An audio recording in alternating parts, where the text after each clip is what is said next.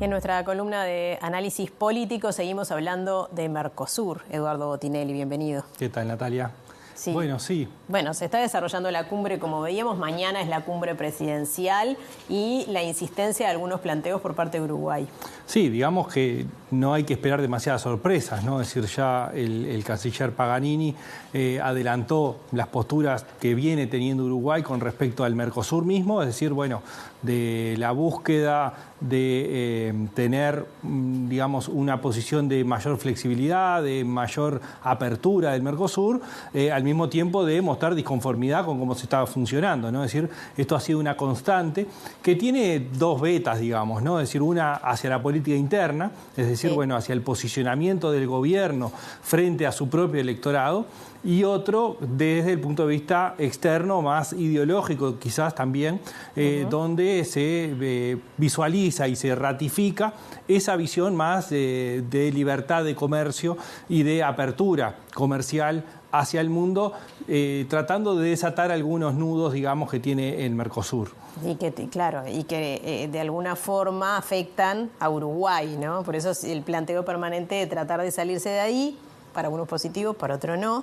¿Qué pasa, por ejemplo, con la Unión Europea, que ha sido un planteo de este último tiempo bastante insistente también con tratar de llegar a ese acuerdo que aparentemente hoy no tuvo avances? Bueno, acá se juntan distintas visiones, digamos. A ver, no es de ahora, tiene más de 20 años esta negociación.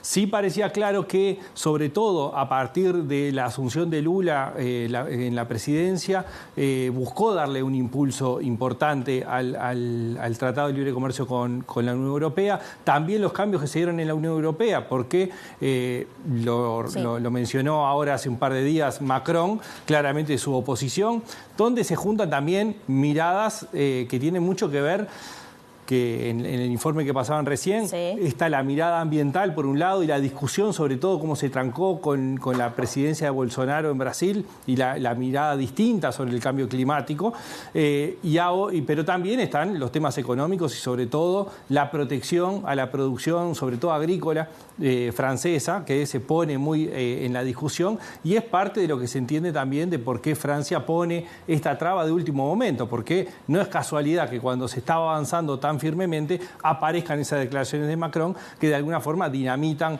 las posibilidades. La otra duda que aparecía era qué pasaba con Milei sobre el cambio en Argentina de la presidencia, cuánto podía afectar.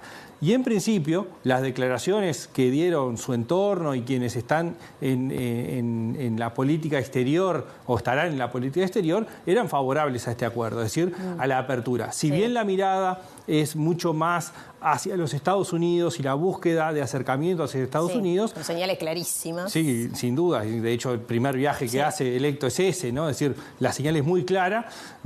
Eso no conspiraba contra la posibilidad, por lo menos, de no trancar desde el lado de Argentina la posibilidad de llegar a ese acuerdo. Sí, bueno, otro de los grandes temas es China, ¿no? Bueno, por supuesto que desde nuestro gobierno se viene insistiendo y ahora como que tomó nuevos bríos, digamos, esta necesidad de llevar adelante un TLC con China. ¿Qué pasa también en el caso del Mercosur? Porque China ha manifestado que prefiere intentarlo primero con el bloque entero, pero ¿qué pasa en este caso con Argentina? Porque ha habido algunas manifestaciones durante la campaña de Milei bastante contrarias a eso. Además habló de que no iba a negociar con gobiernos comunistas, por ejemplo. ¿Cuánto pesa eso? Bueno, ahí entra primero Estados Unidos. Es decir, su rol con Estados Unidos es claramente, geopolíticamente no es compatible y necesariamente, digamos, la posibilidad de avanzar con China y al mismo tiempo tratar de acercarse a Estados Unidos. Pero es un mercado bastante grande. No, sin China. duda. No es fácil de sustituir. Y ahí, está la tensión entre la visión aperturista y de libertad total con la visión restrictiva en el posicionamiento, primero geopolítico, es decir, con quién se acerca y de quién se aleja, y del otro lado esa postura durante la campaña de no negociar con países comunistas. Acá hay un cambio de postura entre lo que es la campaña y lo que fue después de ser electo. Con Brasil y con China, porque previamente había hablado muy mal de las relaciones o incluso de cortar relaciones y de Lula, con Brasil y con China. Sí, directamente. Y después que es electo, digamos, hace declaraciones agradeciendo el saludo desde China, invitando a Lula a la Asunción, es decir, claramente hay un cambio, lo que no supone eso que vaya hacia un acuerdo o apoyar un acuerdo de tratado de libre comercio con China. Pero hay un factor, dos factores relevantes. Uno es Brasil. Sin dudas. Cuando Lula estuvo en Uruguay fue muy claro el mensaje. Primero la Unión Europea y después China. ¿No? Bueno, si fracasa finalmente la Unión Europea o siguen las negociaciones, son dos caminos distintos. Es decir, hasta tanto no se agote la Unión Europea, Lula no aparece como proclive a incentivar el TLC con China. Lo de la cumbre con China y Uruguay es probable que se pueda llegar a dar, pero no el avance concreto. Y el otro es la situación de Paraguay.